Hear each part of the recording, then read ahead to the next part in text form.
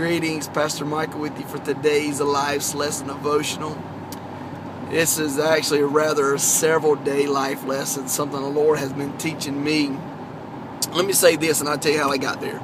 I have found out my greatest struggle in life is not knowing.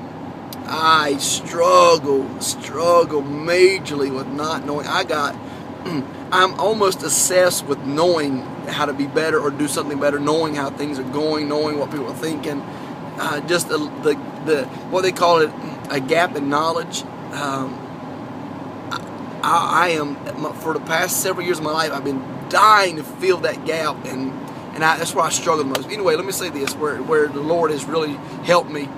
Matter of fact, it comes in a season where I'm writing a research paper in psychology about, in mine's about sight dominating the senses. However, Scripture says we should walk by faith, not by sight. And here I am doing research on it. And here I am counseling young kids and ministers in this, and I have not learned the lesson myself. So let me get what my life says. At the burning bush, Moses was called of God to go to Egypt to set his people free. But God did not say, hey, Moses, I want you to know this. My people, which will be over 3 million, is going to be murmurers and complainers. It's going to be a terrible ride. They're going to be miserable. They're going to make you miserable. Matter of fact, it's going to make you so mad because of the things you do and the disobedience. You are not going to get to see the promised land.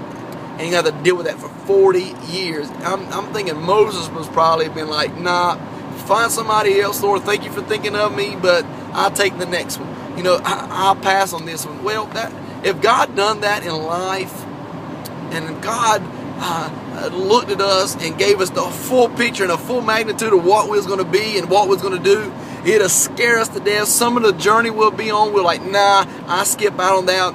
And so the Lord don't do it. He gives us pieces of the puzzle at a time. He gives us, like right now, I'm on the way to eat a dinner with a pastor friend of mine, and I didn't walk out of my house, teleport to Show Mars in Denver. No, what I did is I got in my car, I went down across the Accord, Leemore, hit 150, that was 16, and fixed to hit 73. You know, I got to take it a road at a time, a portion at a time, an inch at a time, a mile at a time. I can't just teleport from one place to the other, and that's the way it is in your destiny. That's the way it is in what God is trying to get done through your life. You just can't one day decide I'm a Christian and automatically God's going to put you in the place of your destiny. It's a day at a time. It's a moment at a time. Don't miss out, and don't be like me. Get so frustrated because I don't know. I got this great thing going on in my belly. I'm excited. I got clarity of vision. But I don't know how it's going to come to be to pass. I don't understand how I'm going to get it accomplished. I don't know these things, and that is killing me, y'all. So I'm learning, and the Lord is telling me, walk by faith, my child. You teach people to walk by faith. You tell them to take it a day at a time, a piece of the puzzle at a time.